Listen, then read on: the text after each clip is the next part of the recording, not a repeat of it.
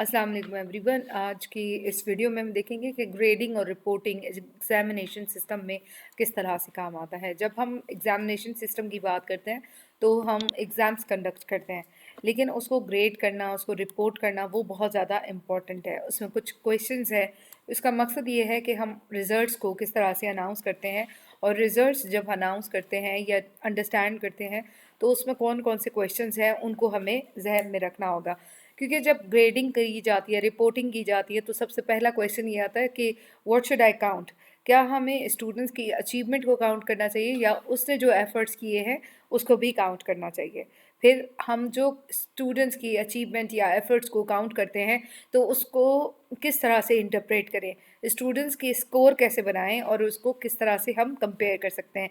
क्या हमें वो कंपैरिजन दूसरे स्टूडेंट्स के साथ करना चाहिए जिसको हम नॉर्म रेफरेंस टेस्ट कहा जाता है, कि एक स्टूडेंट की परफॉर्मेंस को दूसरे स्टूडेंट की परफॉर्मेंस के साथ चेक किया जाता है या कंपेयर किया जाता है, या फिर हम स्टैंडर्ड के बेस पे या क्राइटेरियन रेफरेंस जो है वो बेस पे स्टूडेंट्स की अचीवमेंट या एफर्ट्स को काउंट करें।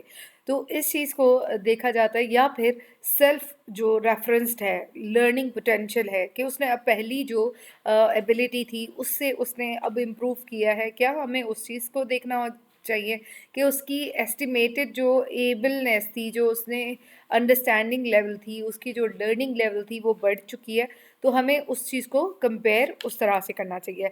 एक और क्वेश्चन आता है कि क्या हमें अपने ग्रेड्स को किस तरह से डिस्ट्रीब्यूट करना चाहिए, उसकी डिस्ट्रीब्यूशन कैसे करनी चाहिए, उसको कैसे डिटर्मिन करना चाहिए कि ये जो ग्रेड हम दे रहे हैं उसको किस बेस पे दिया गया है।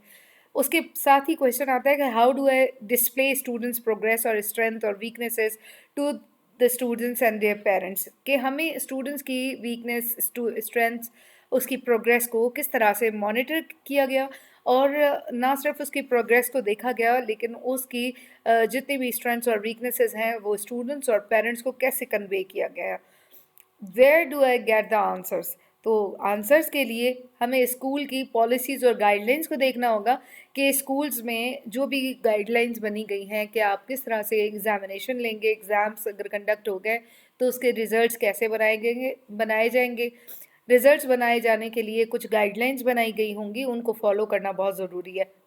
देन हमें कंसल्ट करना चाहिए कि हमारे प्रीवियसली हमारे टीचिंग कोलीग्स जो है वो किस तरह से ये प्रैक्टिस करते हुए आ रहे थे, और उन्होंने अपने जो जजमेंट है, जिसे हम एवेलुएशन कहते हैं, वो किस तरह से दिया करते थे। स्टूडेंट्स के रिजल्ट को कैसे डिस्प्ले किया गया in front of students, in front of the teachers.